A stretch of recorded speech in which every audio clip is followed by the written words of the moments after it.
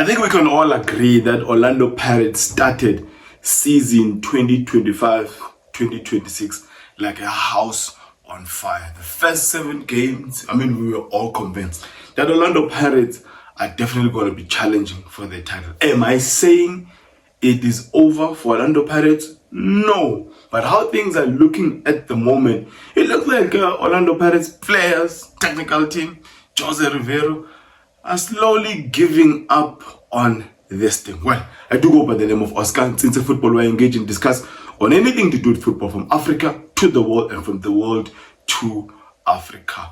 First and foremost, let me just get this out of the way, but it is the most important thing I have to say on this episode of Oscar Football, and that is congratulations to Dr. Patrice Motsepe for being re-elected to run a second term as CAF president unopposed. What I like about this is the inclusion of the legendary Cameroonian striker, Cameroon FA president Samuel Eto'o. He's now part of that executive CAF committee, which is good for football. If you look at the committee members, they're coming from all over Africa. You've got representation from East Africa, Tanzania, representation from West Africa, I think Ghana, Liberia, I saw there, representation from North Africa, I think I saw Algerian name as well there, obviously the Southern being the president himself, Dr. Patrice Motsepe. Obviously the goal of this guy is to make African football, globally competitive and financially sustainable, and gradually we are getting there as a continent with this guy being president. Well, congratulations to him and everyone who's new in that committee for the next 4 years. We've got CAF Champions League knockout competition coming up, CAF Confederations Cup knockout stages coming up. We've got the Morocco AFCON at the end of the year. Exciting times. If anything is going to be better than what we saw in Ivory Coast, Abidjan, then I'm all in, and hopefully I'll get a sponsor as well so I can be part of the AFCON 2025 in Morocco. Second news, congratulations to Peter Shalulile for getting his 100th goal for Mamelodi Sundowns. Only the second player in the history of Mamelodi Sundowns to have to get over 100 goals. A lot of strikers would desire, wish, dream of this milestone, and only a Namibian assassin playing in South Africa could actually say, I've done it. Well, congratulations to you, sir.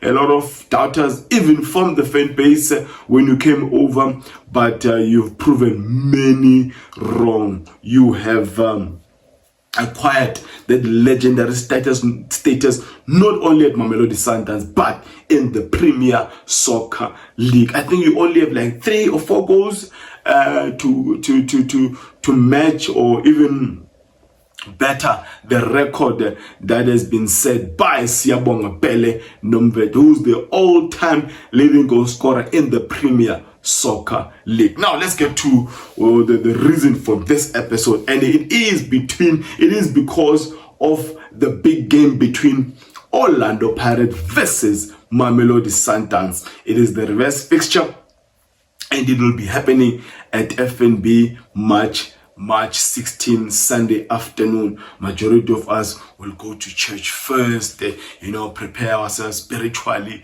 mentally, physically before we drive and get our bums into Soccer City. Exciting one, and I believe that the stadium should be chock-a-block. Hopefully the football gods will smile on us on this one, because it's been raining in Gauteng almost every day. Hopefully the coming Sunday we are going to have a beautiful weather so that we can have a beautiful football from these giants of South African football. Where do I even start about this game?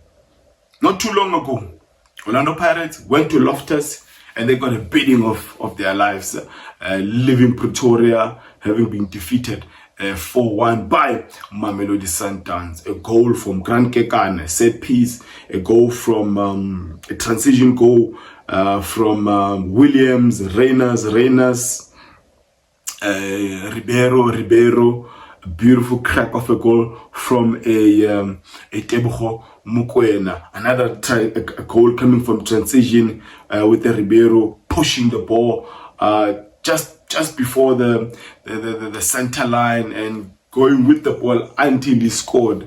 And so you get a sense that there are lessons that are going to be drawn from that particular game.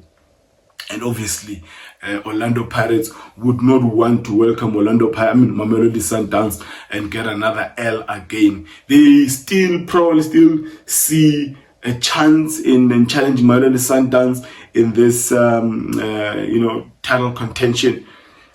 4 games in hand, yes, 18 points. But if you win your 4 games, then it means that you are behind with 5 points, if my math is correct. So mathematically, Orlando Pirates still has got a chance, obviously, provided Mamelodi Sundowns will have hiccups here and there, lose some games or draw some games. But I think it is not an easy one. Mamelodi Sundowns have been doing this for some time, and it looks like it will be 8th title in a row for Mamelodi Sundowns. I think it's also fair to say to everyone that will be going to the stadium has bought their tickets, let's arrive early. And I like the culture has been happening in the past months of weeks, where people, when it's a big game, obviously they finish the tickets and then they get at the stadium right in time. We've been had this thing we've been having the past seasons where a game must be delayed because of fans coming in late. Now, I think this is a question particularly for Orlando Pirates fans. Is Orlando Pirates regretting not signing some quality players during the January transfer window? Is that a mistake they will regret, for some time? Because Kaizer Chiefs went to sign some players, or Mamelodi Sundowns went and brought in some quality injection into their side, and the players they've brought in during the transfer window, they have really brought some quality dimension that a coach like Miguel Cardoso would have wanted. Still to see if Elebu Mutiba will make the bench come Sunday, because he's been training with Mamelodi Sundowns from December. Another player who's impressed, obviously not with Sundowns, but with the Bafana. I don't know, is it the Chen squad that played Egypt over 2 legs here in South Africa and in Egypt, is a Neo Mayema. We are still praying and desiring to see a Neo Mayema that was a top class performer under Rulani Mokoena in that 4 diamond in midfield, 8 between himself and Marcelo Allende. He was just brilliant. But we've seen playing for Bafana being captain in that role of a number 10. He was excellent. He played some top. He was even noted by some Egyptian journalists, including the Egyptian coach. So Orlando Pirates not signing anyone, was that their biggest downfall in this chase of winning the Betway Premiership? It's not over yet, but here's the thing. If you look at José Riveiro versus Miguel Cardoso, how they've managed their squad, I think it is fair to say that Cardoso has done a far better job. He's thrown in some names that we didn't expect to start some games, some big games, that is, games of consequence, whether it's Nedbank, it's Champions League, and these players have repaid the coach with some decent performances, while on the other side, José Riveiro had kept on using the same squad for some. First same first 11, and now cracks are starting to be seen, with fatigue, with injuries, with a whole lot of suspensions, and now going to CAF quarterfinals. It's also going to be another challenge for José Riveiro. So for squad management purposes, Cardoso has done far better than a Riveiro. Is this a title decider? My straight answer to this is a no. Obviously, if Orlando Pirates gets an L, that would mean that there's a 21-point difference between the two clubs, and that is a whole lot. And obviously, going to this game for Orlando Pirates is a must-win game. For Mamelodi Sundowns, it's not really a must-win game. Maybe they'll come into this game to avoid and try and avoid defeat. At Loftus, how Miguel set up his team, he was not playing possession football. Anytime they had the ball, they were really their press ups, not press ups, but their counter press on the day was top tier. And whenever they had the ball, they attempted to get the ball forward as quickly as they can. While on the other hand, Pirates tried, to share the ball, but on the day, obviously, the turf, the pitch was not on perfect condition. Maybe Cardoso was aware of this, and hence the way they played, and they didn't keep the ball as much. I think their ball position was probably less than 50%, if I remember correctly. But if not, I know it was not a vintage Mamelodi Sundowns, Shusha and piano, keep the ball type of football. Anytime they had the ball, get it to the midfielders, to the forward players, and that's how two of their goals actually came about. So I don't think it's a title decider. Mamelodi Sundowns will come to this one with an intention not to avoid defeat. But on the other side, Orlando Pirates, it's a must win for them.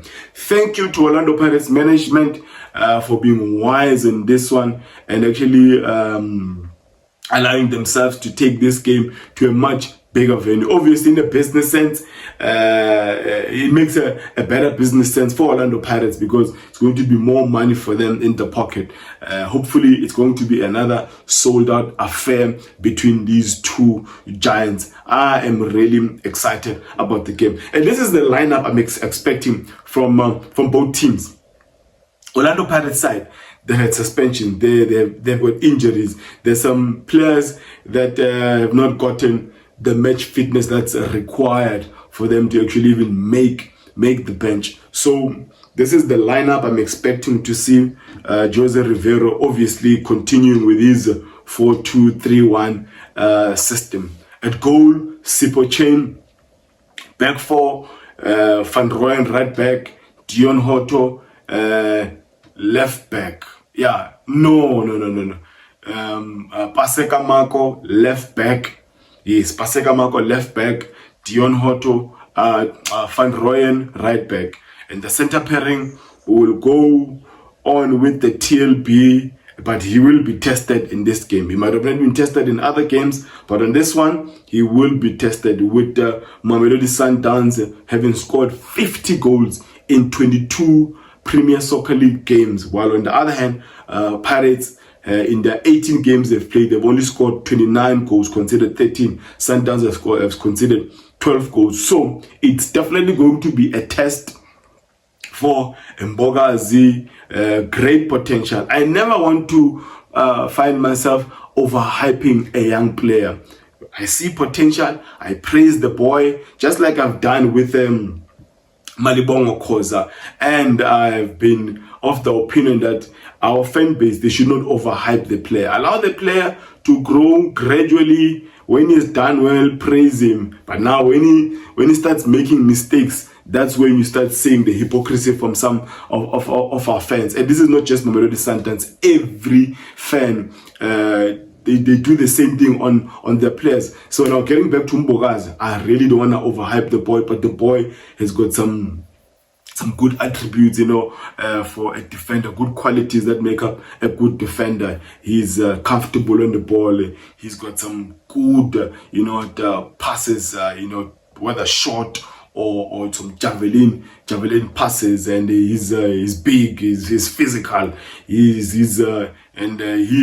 when he's in the box, he's able to be a threat, and he scored a goal against was it Makesi. So we are then talking about a player that has got a great potential. He'll be partnered with a CBC. Now the midfield two, I will go with Makaula and a Dlamini. Masele is gradually coming all right, but you've got the steel on the side of a Makaula. You've got control and a good coordinator between defense and the forward players when you have a double pivot that will include a Kabelo or Dlamini, a player that I really like.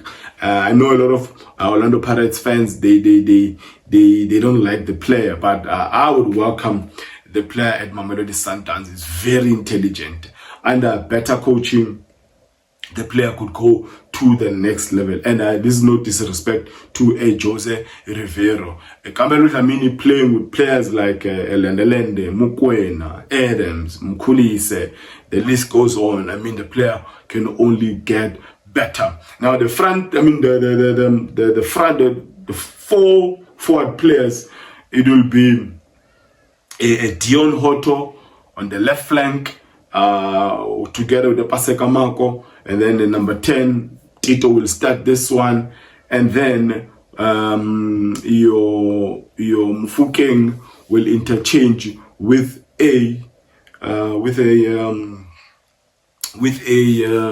Dion Hoto, left and right, and the front man is a Mukhopa. And I'm not saying Mukhopa is better than Mabasa, but Mukhopa, obviously you have to play, try and leverage on the weaknesses of the opponent. And Mamelodi Sundowns have not done well in set pieces. And the counter press of if Mamelodi Sundowns insist on building from the back, obviously with the Williams back, they're definitely going to be building from the back. So with the Makhopa being assisted with Dion Hoto pressing, and Mfukeng pressing, Makhopa is very good on that. Set pieces, he'll always be a threat, physical and tall. Now, the first 11 I'm expecting from the Mamelodi Sundowns, some might be surprised with some names, but with how Cardoso has managed his squad, it will not come as a surprise that you see some of the names I will mention on this one. Number 1, Williams is back. No arguments, no explanations on that one. And then we have, right back, Tapelo Murena, left back, Tiwana. Central pairing of Gran Kekana and Suarez, and then the midfield 3 of Adams, Mukwena, and Alenda. Hopefully he's back. I don't know if he was injured or he was suspended, but hopefully he'll be back for this game. Marcelo Allende, we could see the whole. We felt his absence against an AmaZulu.